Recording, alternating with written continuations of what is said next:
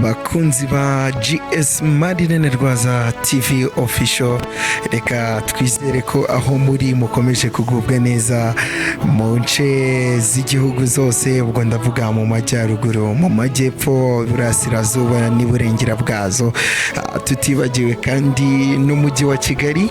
Nkuko mubizi rero, buri munsi kandi iyo bidukundiye tubagezaho amwe mu makuru yagaragaye kandi yabereye hano mu kigo cyacu cya GS Reine Rwaza. Uyu munsi habayeho kwerekana cyangwa se kugaragariza abanyeshuri bashya timu zitandukanye zikorwa muri management cyangwa se n'imiyoborere ya hano kuri GS Reine Rwaza, aho habayeho kugaragaza staff. Ubwo nimvuga staff turaza kumvamo abarimu, abashinzwe imyitwarire ndetse n'abandi bashinzwe body, babandi twumva ngo bayoboye ikigo.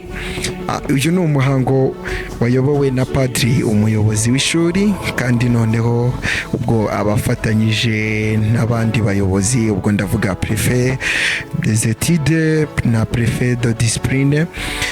Sibo gusa abanyeshuri kandi bagezaho basobanukirwa byinshi mu nshingano za buri umwe wese, aho umwana uzajya ugira ikibazo azajya yegera wa muntu wari ubishinzwe nyuma y'uko habayeho kwipresenta.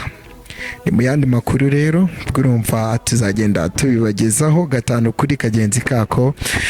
Ngiye kuri microphone ni Juvenus Kabarebe, turi kumwe.